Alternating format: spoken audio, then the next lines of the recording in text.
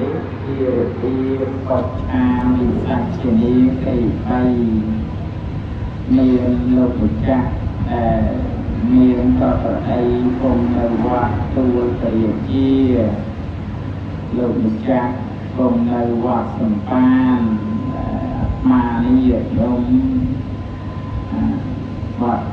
វិជ័យសាគរដែលមានឱកាសល្អ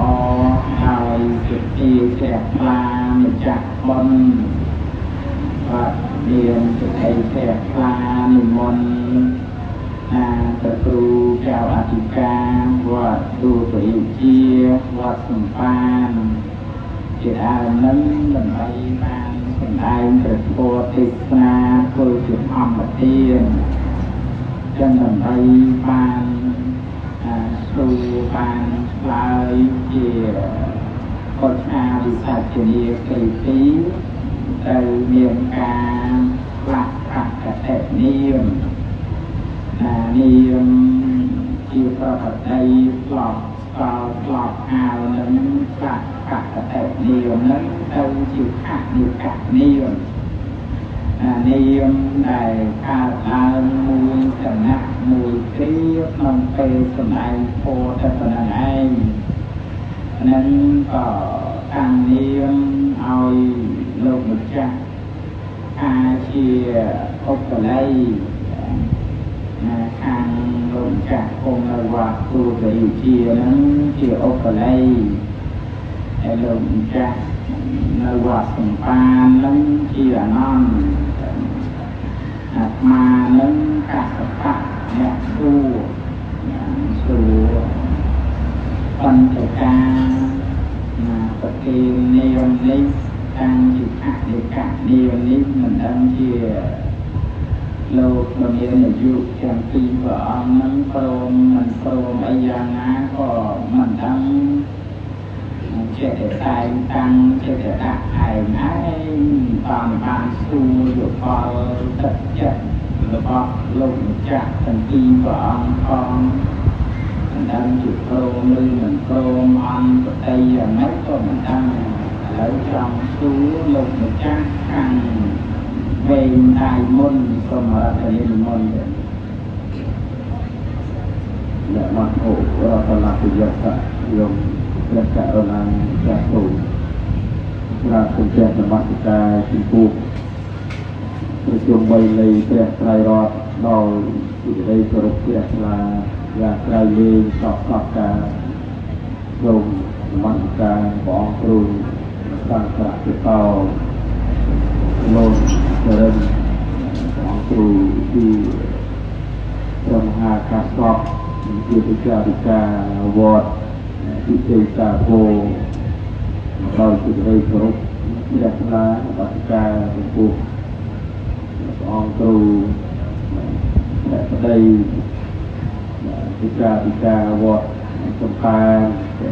ដោយសេចក្តីគោរពព្រះថ្លាសម្រាប់ពលរដ្ឋយោប្រុសស្រីពុទ្ធបរិស័ទទាំងអស់គ្រប់គ្នាដោយសេចក្តីស្រឡាញ់រាប់អានក្នុងព្រះធម៌ទាំងអស់នេះតាមការតាក់លៀនរបស់ព្រះអង្គគ្រូលោកគណៈមិនជាបដិសេធអីទេបើព្រមសម្ដែងទាំង3អង្គហើយបើមិនព្រមទាំង3អង្គទេអានេះគឺតាមរបៀបមិនព្រមខ្លាយใจលោកយមកណាព្រមទៅលោកគ្រូវត្តបានអត់ព្រមចឹងខ្ញុំឲ្យមិនចុះសម្រុងគ្នាហើយយមកណាព្រមក៏ទទួលមិនព្រមក៏ទទួលឲ្យក្រៅលោកគ្រូវត្តបានសូមជំនុំគ្រារតនតិយ៉ាងវន្តិមិពុទ្ធយ៉ាងរតនតិយ៉ាងវន្តិមិធម្មងរតនតិយ៉ាងវន្តិមិសង្ឃំអ្នកមានទូព្រះបង្គំខ្ញុំព្រះអង្គសូមលើកហាត់ថាទាំងពីរប្រណម្យបង្គំរំលឹកនឹកដល់គុណព្រះភគវន្តមានបុណ្យអរហន្តមនីសម្មាសម្ពុទ្ធគ្រប់ព្រះអង្គព្រមទាំងព្រះធម៌និងព្រះសង្ឃដោយសេចក្តីគោរពតាសៈភគវតោស សម្មាសម្ពុទ្ធស្សៈបរិនិព្វតទេវសតោបថាយយោវចេតនាពុទ្ធសាសនាអាយុកាលកៈរនីសិលខេតពេព្រះពុទ្ធសាសនារាប់ចាប់តាំងពីព្រះចិនស្រីព្រះអង្គទ្រង់ចូលបរិនិព្វានទៅមកដល់ពេលបច្ចុប្បន្នសម័យនេះអត្តកន្តាកន្លងទៅហើយ2569ខែកន្លងទៅហើយ1ខែថ្ងៃកន្លងទៅហើយ23ថ្ងៃបច្ចុប្បន្នកាលេក្នុងការជាបច្ចុប្បន្ននេះត្រូវនៅថ្ងៃពុទ្ធតកើតនៅខែបឋមាសាទកមហរដូវឆ្នាំមមីអដ្ឋស័កពុទ្ធសករាជ2570អនាគតេអាយុកាលពុទ្ធសាសនានៅសល់ខាងមុខ2430ខែនៅសល់11ខែដោយអំណាចនៃអធិកមានថ្ងៃនៅសល់5ថ្ងៃបូជសិរីសម័យកាលទាំង3អតីតបច្ចុប្បន្នអនាគតពុទ្ធសាសនាគ្រប់5000ព្រះវស្សាដោយបរិបូរណ៍ខ្ញុំម្ចាស់សូមក្រាបនមស្ការចំពោះព្រះអង្គគ្រូរខិតៈរខិតៈយ៉ាងណាល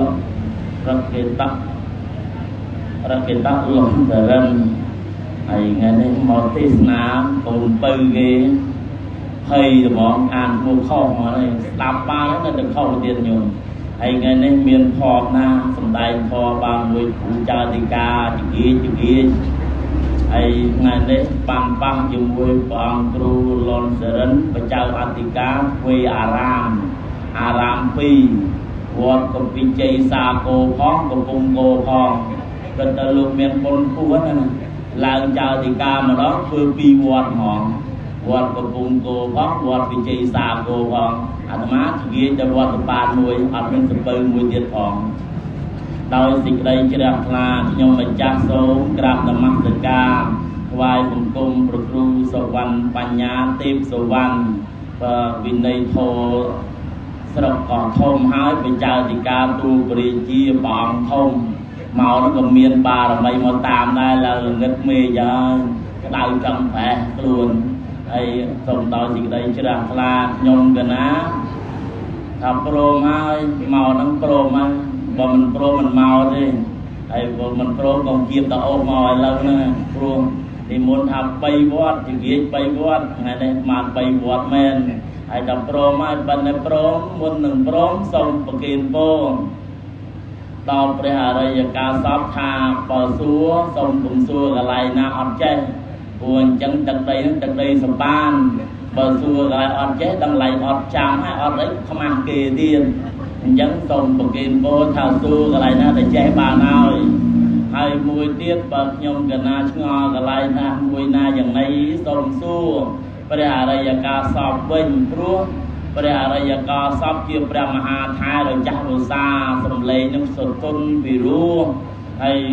ចាស់វសាជាគ្រូជាបាអាចារ្យហើយ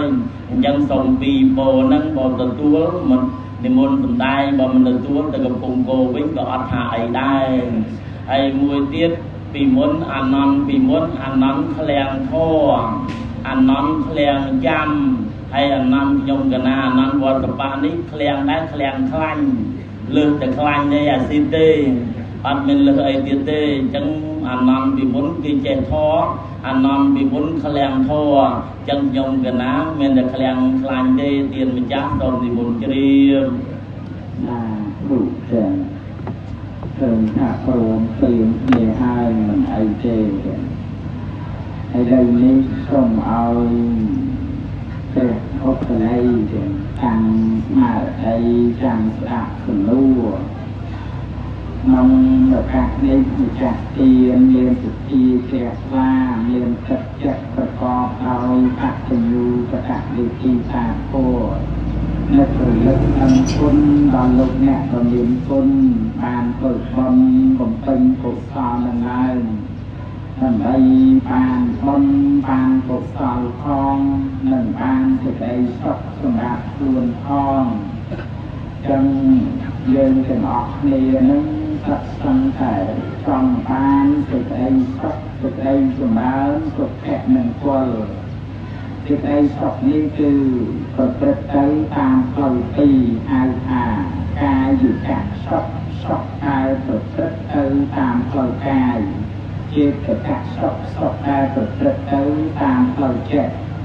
កាយវិកៈសុខសេចក្តីសុខតាមផ្លូវកាយទាក់ទងនឹងសម្លៀកបំពាក់អាហារបរិភោគទីជម្រកខាងកាយរោគ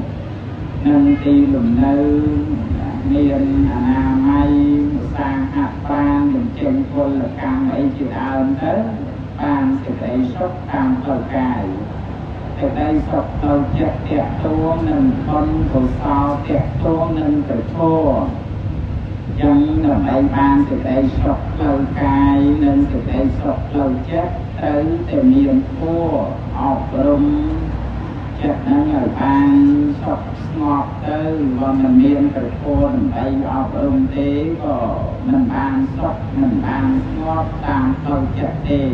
វានៅតែប្រវាយប្រវល់ខ្វល់ខ្វាយទុក្ខលំបាករៀងរាល់ថ្ងៃតាមផ្លូវចិត្តនឹងលំបាកក្រៃលែង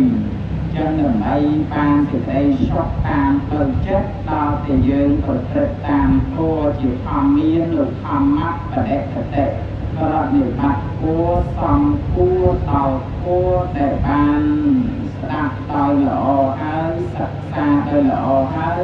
បដិបត្តិដោយល្អទៀតទៅបានសេចក្តីសុខហើយដើម្បីបដិបត្តិឲ្យបានសេចក្តីសុខនោះដល់តែយើងជ្រើសរើសហៅថាធម្មវិជ្ជាធម្មវិជ្ជានឹងគឺការជ្រើសរើសយកគោលធម៌សំខាន់ដើម្បីយកមកបដិបត្តិក្នុងជីវិតនឹងតាមចរិតតាមអធិស្ឋានយើងចូលចិត្តបដិបត្តិតាមภาวនាtạiខាងវិបស្សនាឬក៏សមថៈអីយ៉ាងណាប៉ុន្តែតាមន័យព្រះអង្គសម្ដែងជាធម្មមានឬធម្មៈបរិបទិគោលនោះគឺថាធម៌ដែលយើងបដិបត្តិក្នុងជីវិតប្រចាំថ្ងៃហ្នឹងជ្រើសរើសយកគោលធម៌ណាមួយក្នុងប្រសូតក៏ដោយឲ្យតែត្រូវតាមអធិស្ឋានយើងយកមកប្រតិបត្តិចឹងក្នុងកណាថ្ងៃនេះគឺជ្រើសរើសយកធម៌ក្នុងគោលធម៌ដើម្បីយកមកបដិបត្តិដើម្បីឲ្យញាតិញោមបានស្ដាប់បានយល់ទៅបដិបត្តិបានសេចក្តីសុខក្នុងបច្ចុប្បន្នផងទៅបរលោកផងគោលធម៌ដើម្បីលើកយកមកសម្ដែងឲ្យងាយយល់សម្ដៅទៅលើត្រៃកោតធម៌ត្រៃកោតធម៌ចង់សួរឧបល័យសួរឧបល័យហើយនឹងក៏ណាមិនបានតែតោសួរវិន័យប្រសូតអីតែអភិធម្មអីវិញឆ្ងាយទេព្រោះពេលវេលាហ្នឹងក៏មិនខ្លីដែរហើយបីហ្នឹងក៏ទឹកទៅ2ម៉ោងបញ្ចប់ល្អរាល់សួរទៅសួរមកឆ្លើយទៅឆ្លើយមកហ្នឹង1ម៉ោងព្រមទេអ្នកទៅទេ1ម៉ោង3ម៉ោង3ម៉ោងគឺហើយអញ្ចឹងមិនអាចបាន3ម៉ោងទេអញ្ចឹងជ្រើសរើសយកគោលធម៌ខ្លីទៅសម្រួលទៅតាមពេលវេលាអញ្ចឹងចង់សួរឧបល័យថាត្រៃកោតធម៌តើមានន័យសេចក្តីយ៉ាងណាសូមរកនិមន្តទៅអន្តេធិរៈបពិតព្រះមហាកសពដ៏ចម្រើនត្រៃកោតធម៌ត្រៃនេះយើងប្រែថា3នេះណាកោតប្រែថាកំពូលត្រៃកោតធម៌យើងអាចប្រែបានថាធម៌ជាកំពូលឬក៏ធម៌ជាមកុដជាធម្មតាមកុដជាសម្រាប់ពាក់នៅលើចេតកាយកចឹងក្នុងន័យហ្នឹងគឺលោកប្រែដើម្បីឲ្យងាយយល់ត្រៃកោតធម៌ប្រែថាធម៌ជាមកុដឬក៏ធម៌ជាកំពូលក្នុងទានព្រះមហាកសពនិមន្តជ្រាបកណា พอเชื่อมกัดพอเชื่อขุนปูในโลกจังพอเชื่อขุนปูในโลกนักเรียนคนมานเต้เขาไปตอนที่บอกกัดพระมหากัปตันได้จุฬาพอเชื่อขุนปูในโลกโลกสุดไหนเรียนไปต้องมีคนเรียนขณะใบดังเอาไว้พระต้องมีมนต์ร้องแต่จะกัดแต่ยุคันเต้ต้องมีคนเรียนนาแต่จะกัดแต่ยุคันเต้ใบประกาอุปไลยอยู่รอบตายไปเลยรักมันยัวเต้คนปลายชื่อสิได้ไม่สมบัตินิมนต์มันที่บอกว่าพระมหากัปตันได้จุฬาแต่จะสิได้ตัดตรองกัดแต่ยุจะได้ตั้งต้นทางใจนี่คือจะได้ออกพ้นตรงเตียนพระมหากัปตันมนตรีใบจนนักสัจจะอันไตกัตยูจำให้เหยียดล้มแล้วสูดพบอะไรเทียบสัจจะนั้นเมียนในสุดไอยานะสมอพบอะไรอธิบายเยี่ยมพ้องสมรรถนิมนต์กุลาบอกพระมหากัปตันโดยจุฬาสัจจะนี้ปลายพาสุดเลยตัดตรังสุดเลยตัดตรังสัจจะนี้มาสำหรับตัวเรียนกลางโยมปรองใจคนบริการคนละลงเอาการนี้มาตรงเลยยกแต่ที่เอาวิจารสัจจะบุยสำหรับโยมบอกสำหรับอะไรจะทำมาเตรียมใจจูนเลยโยมปรองใจแต่ออกและตรงเรียบานจะที่สำคัญที่ถ้าวิจารสัจจะมาในถัดตัดการเราวิจารโยมอยู่รถลงเลยประจำไงแต่บางยืนจะออกครบนี้สำคัญนะที่จะได้ตัดตั้งมาเรียนเรียนตัวเองกับมาเกี่ยวกับเซ็ตลองวงในตัวซ่าเยอะเตรียมตีคือจองการที่จะได้ตัดตั้งหมักตั้งมาเรียนเรียนตัวเองกับมาและมาเรียนตัวเองกับมา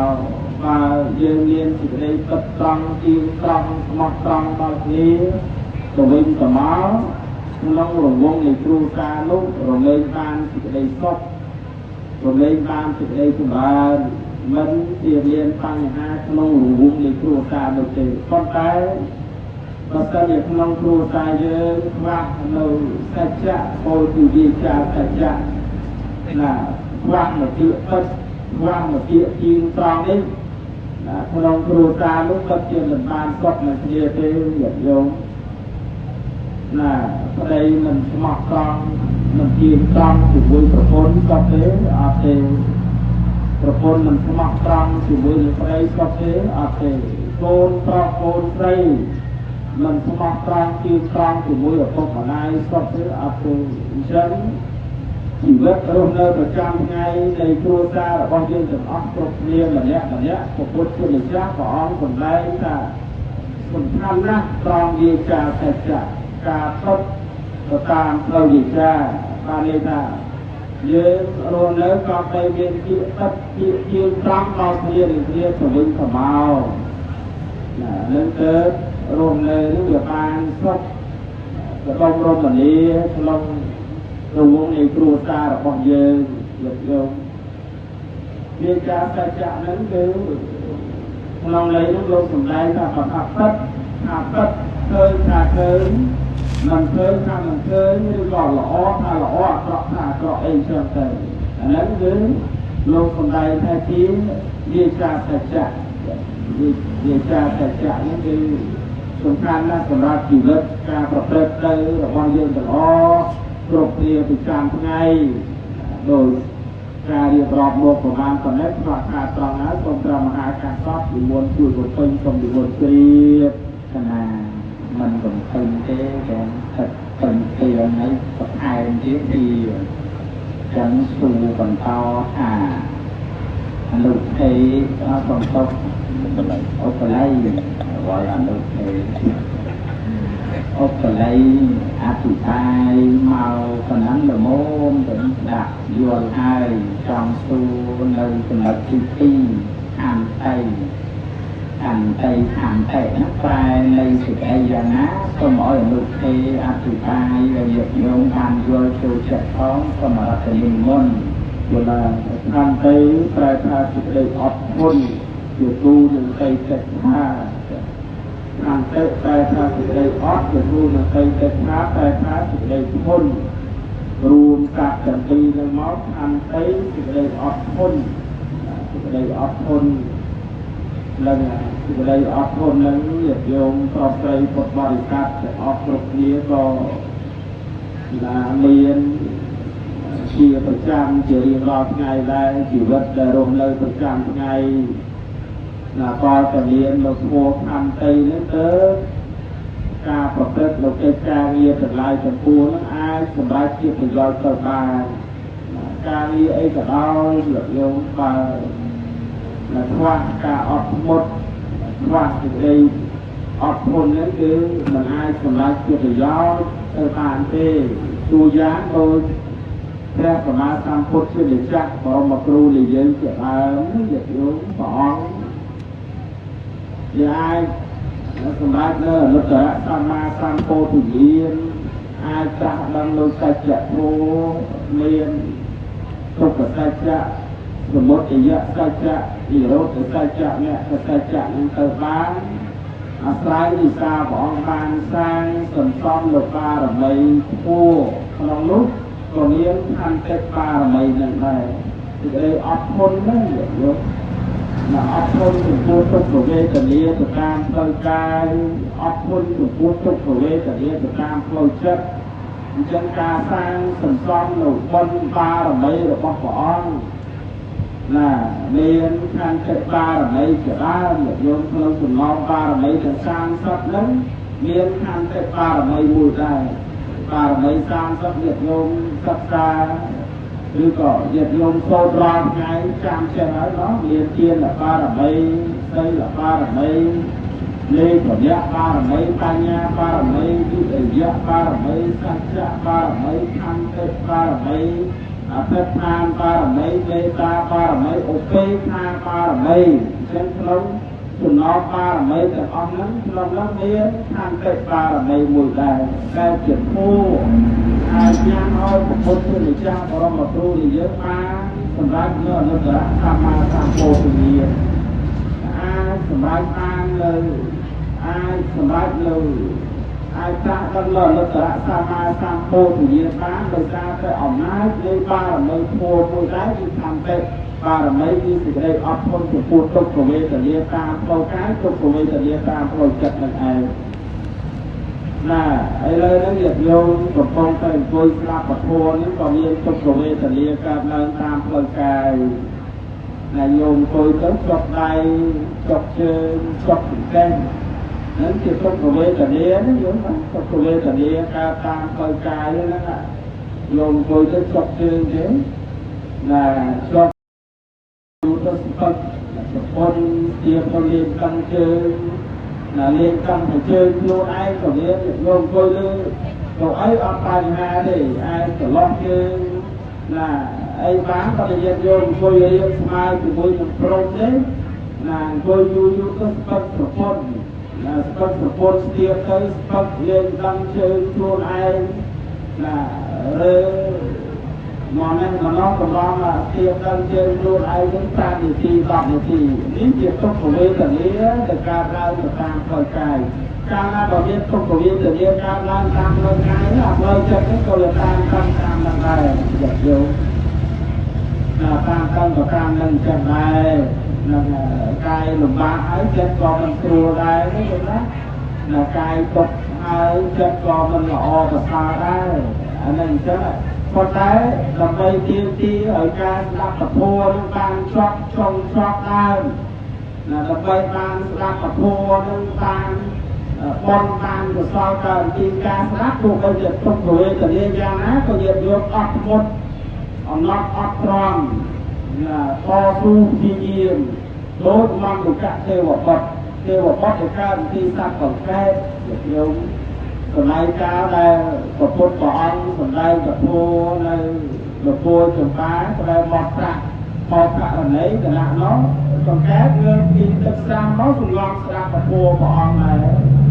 ព្រះអង្គសម្ដែងពធផងដល់បរិស័ទនៅក្នុងនគរនោះគាត់សង្កេតវាប្រកាសវិស័យក្នុងការស្ដាប់ពធនៅក្នុងស្ដាប់ពធដែរខ្ញុំ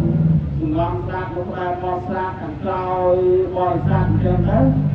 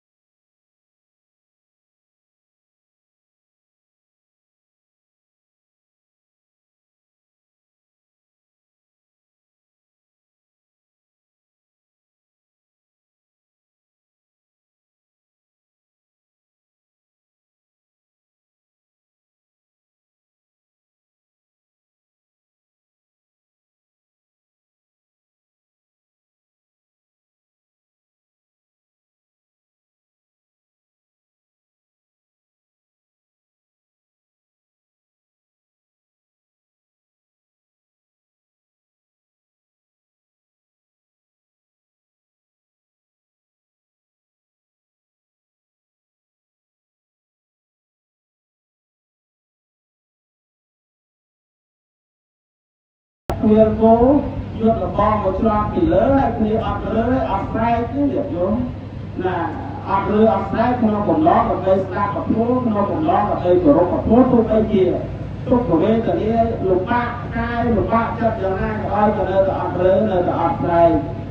ណាផឹងជាជាកំណត់អត់មុតបនទូស្ដាប់រហូតដល់ចប់ពធណាចប់ពធហើយអ្នកទៅរៀនគោនេះច្រាប់រហូតដាច់ចោលទៅក៏ទៅកើតក្នុងឋានទូទៅដល់អំណាចនៃភាពអត់មុតបនទូជាជាក្នុងការស្ដាប់ពធនឹងឯងអានេះអញ្ចឹងណាញាតិញោមអញ្ចឹងយ៉ាងណាវិញញាតិញោមប្រុសស្រីពុទ្ធបរិស័ទទាំងអស់គ្រប់គ្នា